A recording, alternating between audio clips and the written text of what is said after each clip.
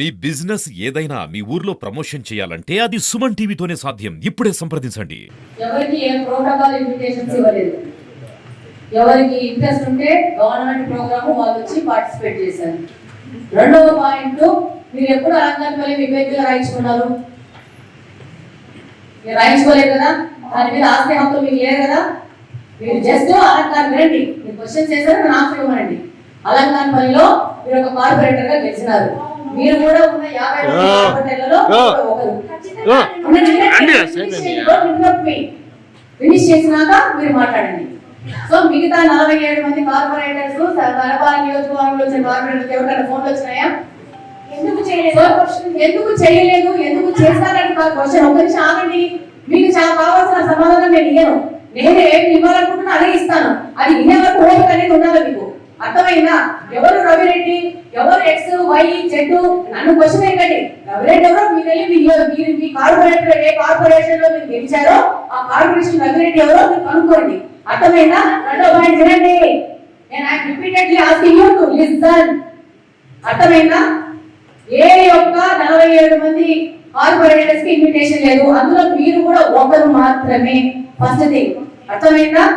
Government programme ప్రకారము ఎమ్మెల్యేలకు ఆదేశం వచ్చింది. ఎమ్మెల్యేలు వెళ్ళి ఇన్వాల్వ్ అయిపోయి 3 కార్పొరేషన్స్ డిసైడ్ చేసుకోవడం జరిగింది.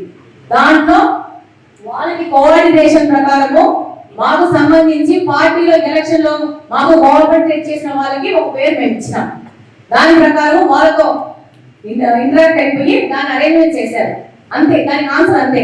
వాళ్ళెవరు వీళ్ళెవరు, నా కార్పొరేషన్, మనమే కార్పొరేషన్ సొంతంగా రాయించుకోలేదు, నేను నియోజకవర్గం సొంతంగా రాయించుకోలేదు.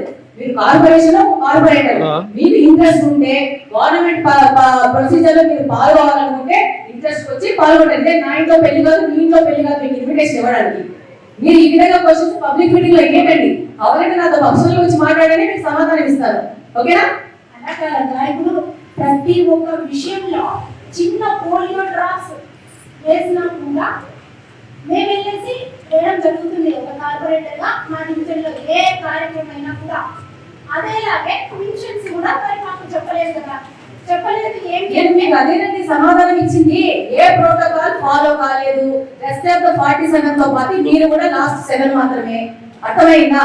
సో కాబట్టి మీకు ఏ విధమైన ప్రభుత్వ కార్యక్రమాల్లో పాల్గొనాలనుకుంటే మీరు వాలంటరీ వచ్చి పాల్గొనండి. దానికి మీకు కిరీటం పెట్టేసి డబ్బాలు వాయించుకొని మిమ్మల్ని పిలుచుకొచ్చేది ఏమి ఉండదు.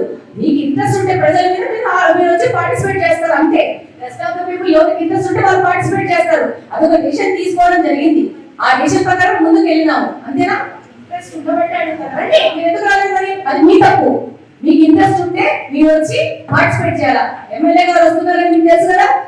మాకు తెలియదు. మీరు వస్తారని చెప్పారు కదా. ఇప్పుడు వెంకటేష్ అనే వ్యక్తి ఎమ్మెల్యే గారు ఒక నెంబర్ ఇచ్చారట. రవిరెడ్డి అనే వ్యక్తి సార్ కంటిన్యూ సార్ ఇప్పుడు continue the agenda discuss sir. నాకు కూడా ఇది ప్రైవేట్ ద్వారా మనం మళ్ళీ మాట్లాడుకోవచ్చు. 8వ అంశం సార్,